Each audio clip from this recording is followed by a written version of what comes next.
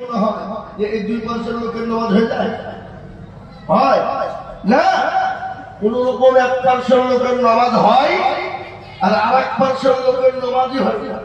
যদি বলে আপনি কি করে বললেন, আমি একজন হক বলে দিয়ে যাচ্ছি। শোনেন, 15 বছর 20 বছর ধরে মসজিদে নামাজ পড়ে, মুরব্বী, দাড়ি পেকে গেছে, চুল পেকে গেছে, চোখে নরম, দাঁতে নরম, চলতে পারে না, বসতে পারে না, উঠতে পারে না। আত্মাহিয়াত জানে তো দুরূদ শরীফ জানে না, দুরূদ শরীফ জানে তো দোয়া কুনুত জানে না, দোয়া মাসুরা জানে না, দোয়া সালা জানে না। আবার দেখা যায় ইন্না তাইনা কুল দিয়ে নামাজ চালিয়ে দিতে, তার মধ্যে 20টা ভুল হয়ে গেছে। হয় না হয় না, কথা বলো, হয় না হয় না।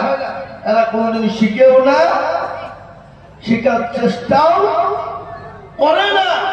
যদি বলে কেন, বলে হলো শিখবো তো চায়ের দোকান চালাবে কে, শিখবো তো চায়ের দোকানে গেবাদ গেল্লা পরচর্চা পরনিন্দা করবে কে?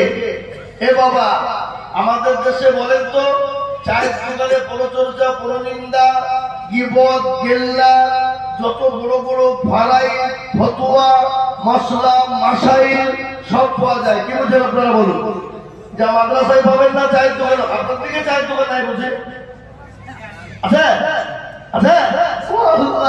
এ তো দ্বিতীয় পার্লামেন্ট বাবা, কি নেবেন আপনি?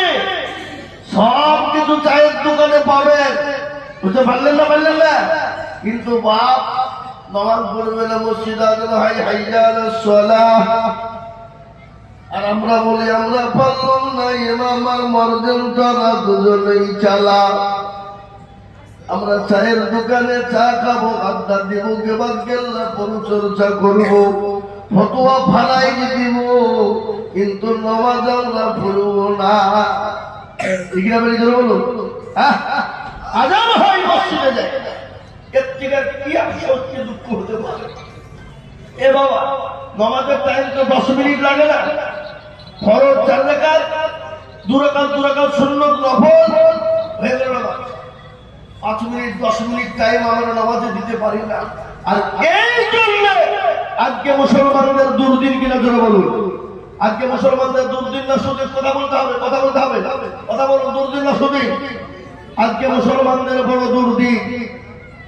আজকে মুসলমান মনে করছে যে আমাদের তো কোনো ব্যাপার নেই, কোনো ঝামেলা নেই, ঝামেলা নেই, ব্যাপার নেই, ঠিক, কিন্তু কখন এসে কোন মুসিবত ঘাড়ে পড়বে বুঝতে পারবে না। একটা মুসিবত পড়ে গেছে, পড়েছে না পড়েনি?